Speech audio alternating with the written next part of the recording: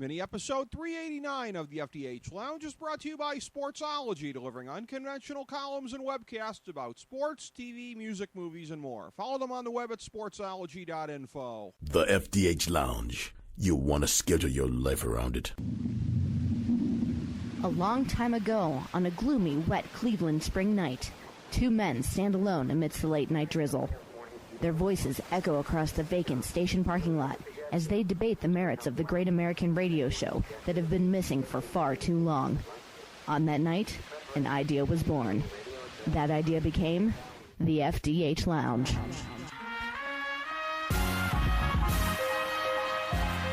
Welcome to the FDH Lounge. Hello, everyone. Welcome to FDH Lounge mini episode number 389. This is FDH Managing Partner Rick Morris.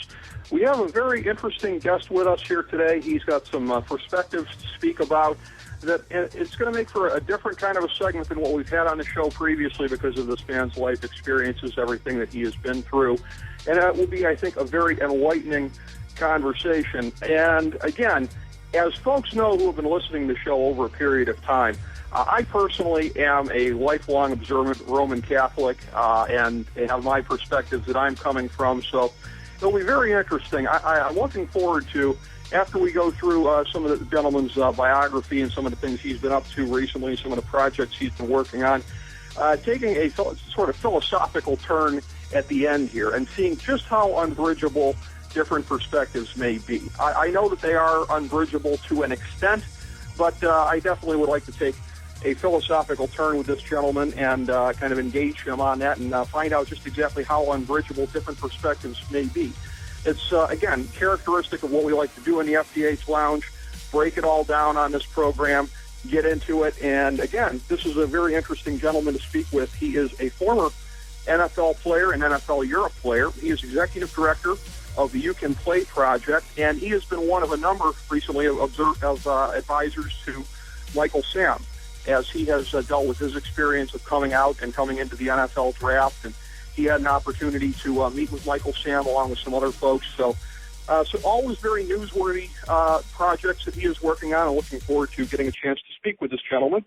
I speak, of course, of Wade Davis. Wade, welcome to the FDH Lounge. Sir, how are you today?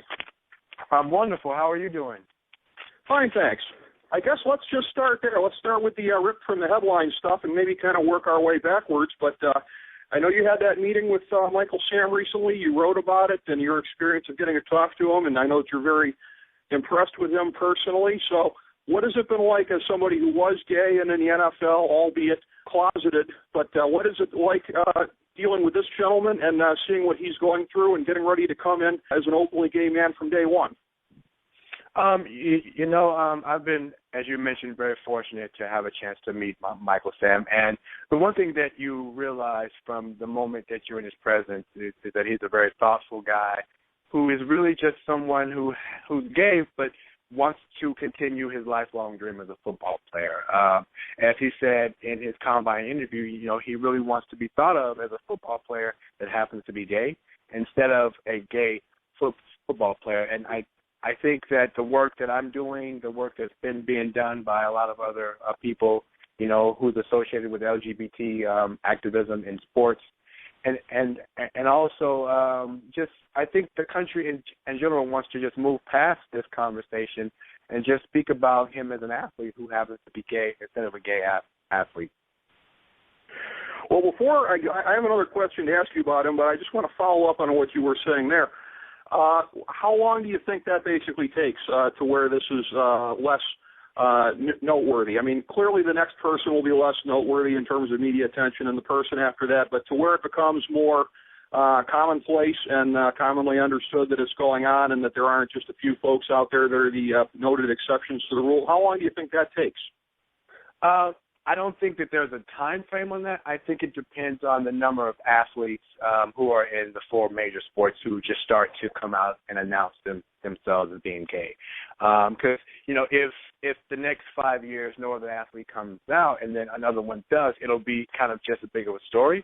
So I think it'll depend on whether myself and other people are doing the type of work that creates an environment where players feel more safe and comfortable to come out. Well, in terms of Michael Sam, the other question I wanted to ask you about this is, there's an issue completely unrelated from this in terms of how he's going to fit onto a football team, and that being, and I can say as somebody who's a very close NFL draft observer year in and year out, some questions about system here. Is he more of a 4-3 guy? Is he more of a 3-4 kind of a guy? And that may inform where he goes in the draft, and if he perhaps goes a little bit later than some people may think. Is that something you're going to be keeping an eye out on? And like, okay, are these teams just using this as an excuse for not taking him, or is that something where you would see that as a legitimate reason possibly for passing on him, at least in the earlier rounds? Well, I'm a firm believer that the NFL is a business, and if a team feels that Michael Sam can help them win, then they're going to draft him. You know, I've been involved with sports enough to know that teams just aren't going to draft you or not draft you if they feel that you can or can't help. You know, Michael Sam, there's been enough analysis on his type of game, you know, whether he can fit in as a 3-4 rusher or can he be more of a specialized third down type of guy on a 4-3 team. So I think it's really going to depend on a team's needs. I don't believe that there'll be teams that'll pass on him because he's gay. I think teams will pass on him or take him, as I said before, if they feel like that he can come in and help them. You know, he was a star player in the SEC, which is, for lack of a better term, like the minor leagues of the NFL. So if he can be a good player there's no doubt in my mind that he can be a good player in the NFL. But he's just like all players, he's going to need to be in the right system. You know, I was a cornerback that played a lot of man-to-man. So when I came into the league, the last thing I wanted to be was a cover 2 corner because it just didn't fit my skill set. So I think it's going to all depend on system and whether or not the team that he gets drafted by is a good fit for him as an athlete. That's my sense of it as well, that he's going to get drafted where he does for football reasons, because, again, these picks, particularly the high to middle ones, are far too precious for teams to do anything other than football reasons. So that would be my sense as well for where he goes or doesn't go. But in terms of what he is going to deal with there, it's a different climate from where it was a little bit over a decade ago when you were in the NFL and NFL Europe, and you've written about your experiences of feeling the pressure that you felt to try to fit in and, again, to act hetero, whatever that means as far as putting out public perception.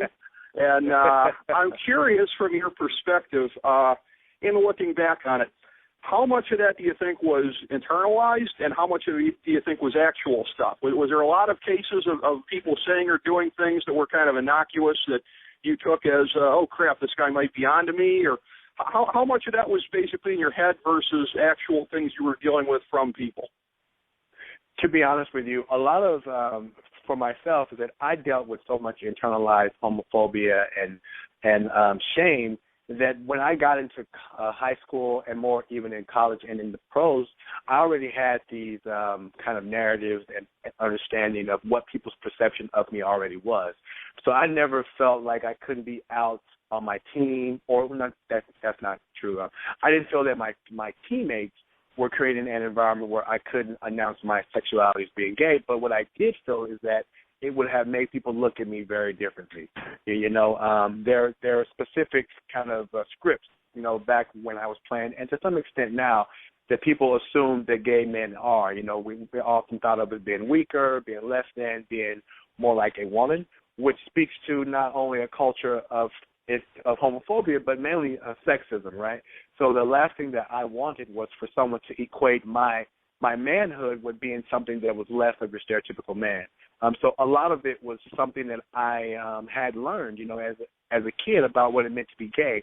And, you know, I tell people this often that if you're a player who's not out in high school, you're not going to come out in college, and you're not going to come out in the NFL unless there is a big shift in the society and culture, or that there's something that happens with you. So I'm always trying to explain to people that the NFL is not this place where players can't be openly gay. It's something that they're working through on their own. It's something that I was trying to work through on their own. And the society that you exist in, that you grow up in, really dictates how safe or how comfortable you feel to announce your sexuality.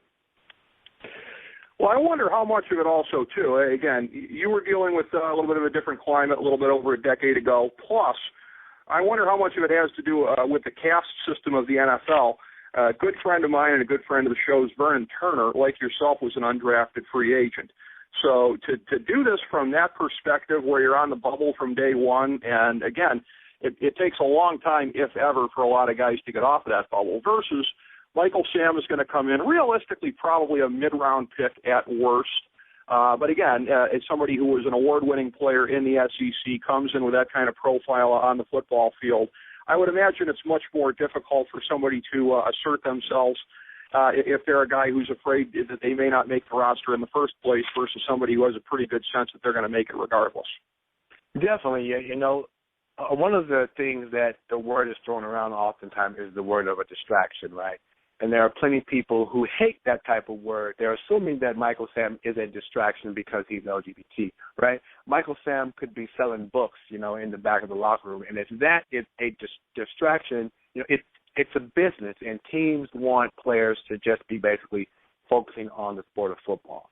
So one of the things that we're really trying to do is get the media to understand that, hey, this guy's gay, but can you focus on the football because that's the most important. So if you're a marginal guy like myself and you are deemed a distraction, then there's less of a chance that a team is going to want to deal with that type of a distraction, you know. But if you're a guy who's drafted first, second, third, or fourth round, then teams actually know what they're getting into. You know, they're prepping for that, and they're willing to put players through, you know, the team and the players and the coaches to have to answer certain questions. You know, I'll use the Terrell Owens example. When he was a top 5 receiver, he was a distraction, and the team, they put up with it. But as soon as his productivity dropped, the distraction became not worth what it was just because of his playing level. So he couldn't get on the team anymore. So players have to kind of weigh the type of a distraction that they're gonna be, you know, because that'll dictate whether or not a team will say, okay, I'm going to take this kid, Wade Davis, in the 7th round or a free agent, knowing that his value added may not be enough for me to want to deal with the distraction. Distractions do come in many forms. That is certainly true, and players, as you said, can manifest that in a lot of different ways. In terms of, again, the chronological, the trajectory of when you came into the league historically versus Michael Sam, this is a discussion I've had with some people previously, just kind of doing a little bit of social science and kind of looking at society over a period of time. I'm curious to see if you agree with this assertion, but I really think as far as, again, evolving societal attitudes on gays and lesbians, I really think that first the show Ellen had a lot to do with that, and then Will and Grace. That Ellen was somebody who had really kind of ingratiated herself into kind of mainstream society before anybody knew for sure where she was at sexually, and then she came out and had that kind of pre-existing attachment to her in the show Will and Grace, which I think, you know, portrayed gays and lesbians in a certain way as well. My sense is that those programs around the turn of the century, maybe a little bit before, but again, it's been kind of building even since then, and there's been more programming like that, and that's had a lot to do with the conditioning that people have gone through. Do you kind of share that the entertainment industry and TV programs in particular have had a lot to do with this? Yes, 100%. You know, I say this often, that the visibility of LGBT people is the advocacy, is what does a great job of educating people, you know, and it takes us from the shadows into the public light.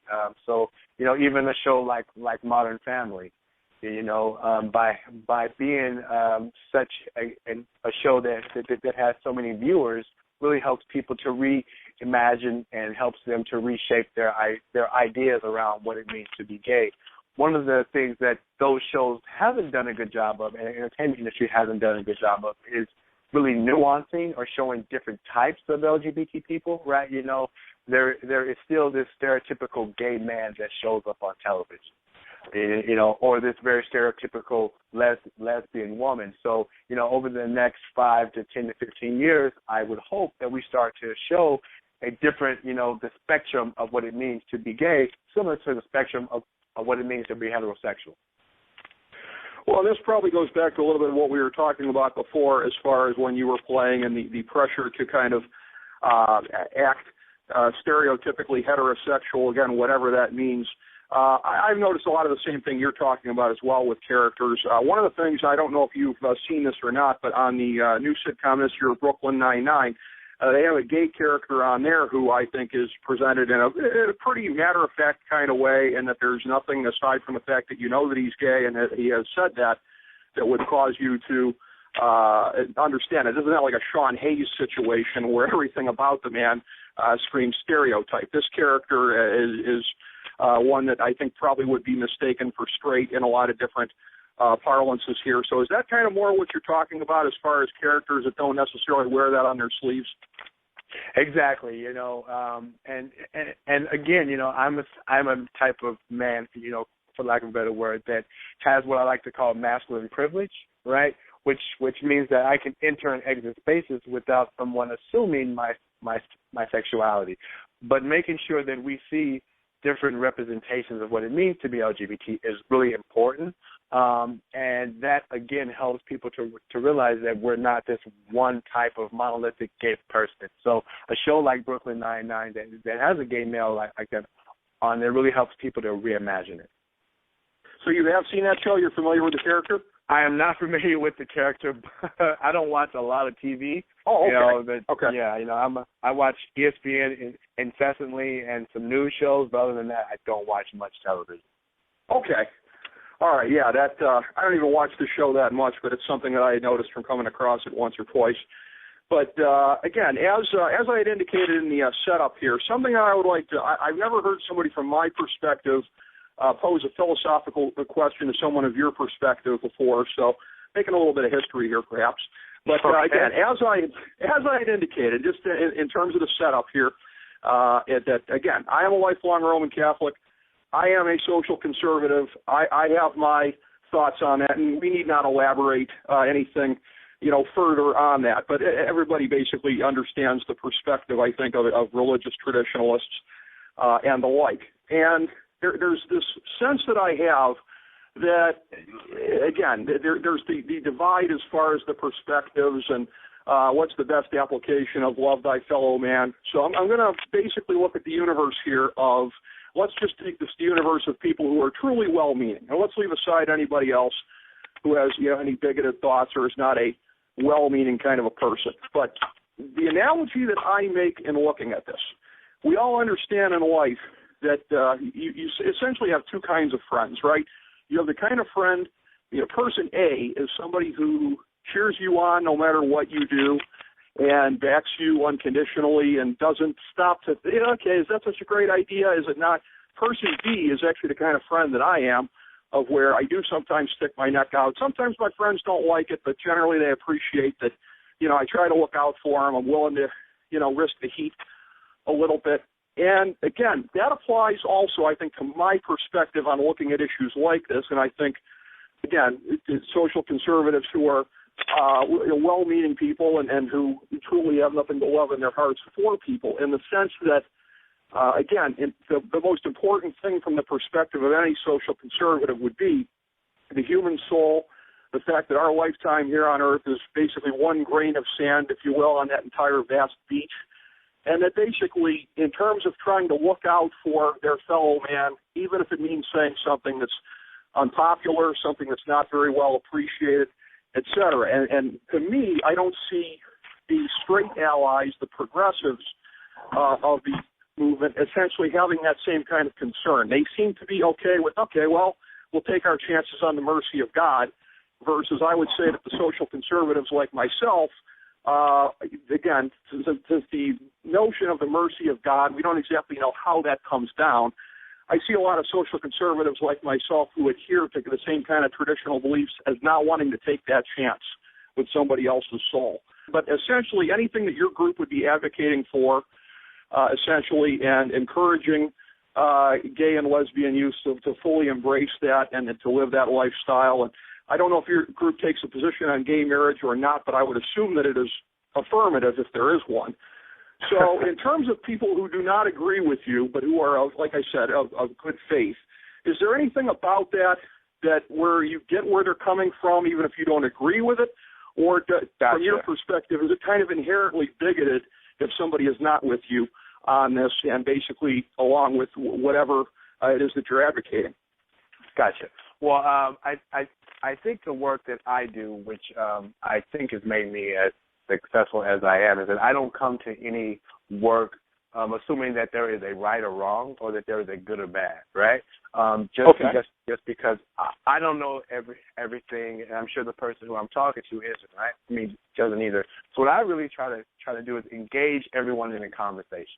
You know, so if you have a difference of opinion than me, I'm like, okay, great. You know, like how do we now sit down and have a thoughtful, respectful conversation where there's a chance where both of us can actually grow? You know, I'm never going to assume that I know more than you and you know more than me, but what I can assume is that if we both listen, there's a chance, you know, that we both can walk away going, wow, you know what, I learned something today, I experienced something in a different way, and then there's a shift in consciousness where we can both find a common ground, right? I'm also knowing that, you know, being raised in America, we're all exposed to, you know, racism and sexism and homophobia and all those things, and because those ideologies are so present amongst them all, we all have that inside of us. So who am I to judge you or to tell you that what you're thinking is or isn't wrong? But what I can do is show up in your life and other people's lives as a loving presence, and to remove this idea that I'm here to judge you, because, you know, as my partner always says, it's not that we can't judge, it's that we shouldn't. Okay, well, yeah, I like that as an answer because, again, I know that there's a lot fundamentally about the worldview of somebody like myself and somebody like you that is incompatible, but it doesn't mean that, yeah, there can't be a respectful conversation and ways to try to understand more about other people. I like that as an answer. In terms of spelling out any of your particular philosophies and experiences, I had received a note that indicated from our producer that you might be doing a book project here at some point. Is that something that is in the works? Yes, it keeps changing because the work that I do keeps changing as well. When I first started thinking about doing the book, I was working at an organization that catered its services to LGBTQ youth, right? So the book was really going to be about my experiences as an athlete, and then the ways that young people had impacted me. Now I'm starting, you know, I'm the executive director of You Can Play. I'm doing a lot of work with professional sports leagues. So the book is constantly evolving, and I don't think my life's book has been written yet enough that I'm ready to sit down and go, okay, like, let's get a book done. Because if I do want a book, I only want to do one. So I would say a book is probably a year to a year and a half off to really where I feel like I'm ready to tell my story in a way that not only kind of heals myself but heals others, and kind of, you know, builds a bridge so people can go, wow, you know, like this story of Wade Davis is not just a story of him, but it's a story of me as well. Okay, well, that's very interesting. We've talked to folks before on the show who've written books or who've contemplated it, but the notion of not feeling ready to do one yet because of not knowing the life experiences that may lie ahead, I think that's the first time I've ever gotten that variety of that answer. So it's definitely an interesting perspective, and with the twists and turns that your life has taken, I can understand that. You want to see what's around the next bend, maybe the one after that, before you do. So, again, just proving that there's always a lot of different answers possible to the whole book question here. But, again, all the best to you, Wade. Really appreciate you making time for us on the show today. Thank you very much for the conversation. No problem at all, and you have a good day.